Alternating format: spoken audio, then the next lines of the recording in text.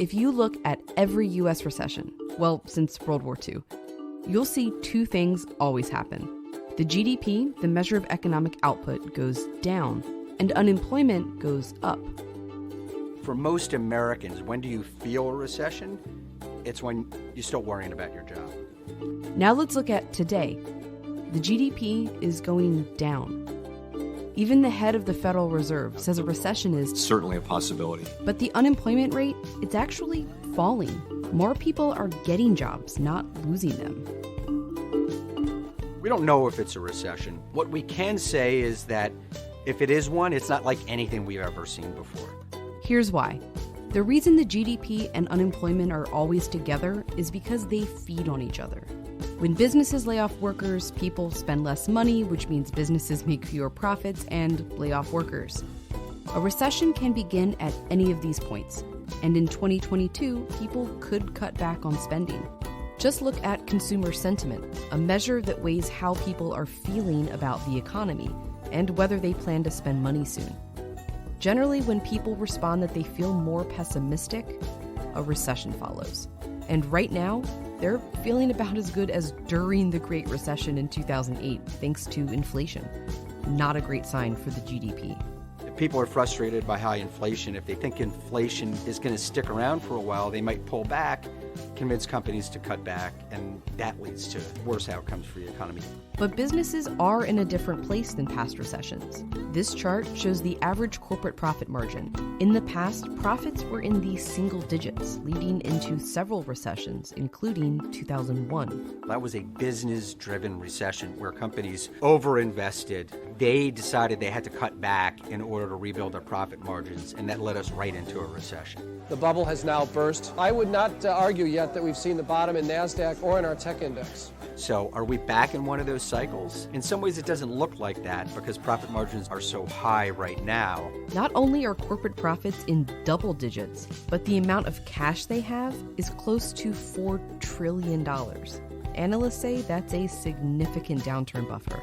They might just decide they can weather this storm and not lay off workers and not cut back on investment and kind of get us to the other end of this adjustment without a big retrenchment that feeds on itself. And companies have an incentive to not lose any workers because many are having problems finding workers in the first place. It's a really unique time in the job market. The labor force participation rate is as low as it's been in 40 years. And it isn't all due to the pandemic. The rate has been declining for a long time. You can see it in the unfilled job rates, too. As more people leave the labor force, the more job positions become available. Add in a pandemic, and that's a lot of jobs.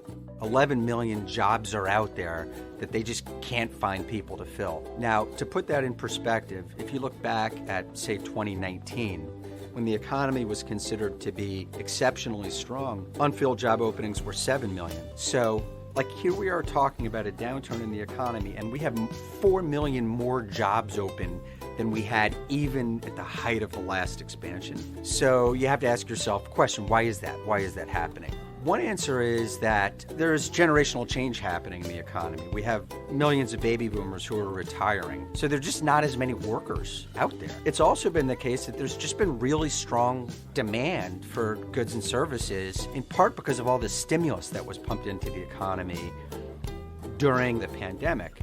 And so that combination of labor shortages and strong demand created this really robust job market. And it's this robust job market that can make a 2022 recession, if one develops, so different. After past recessions, there was what was called jobless recoveries, where GDP began to grow back, but companies continued to lay off workers.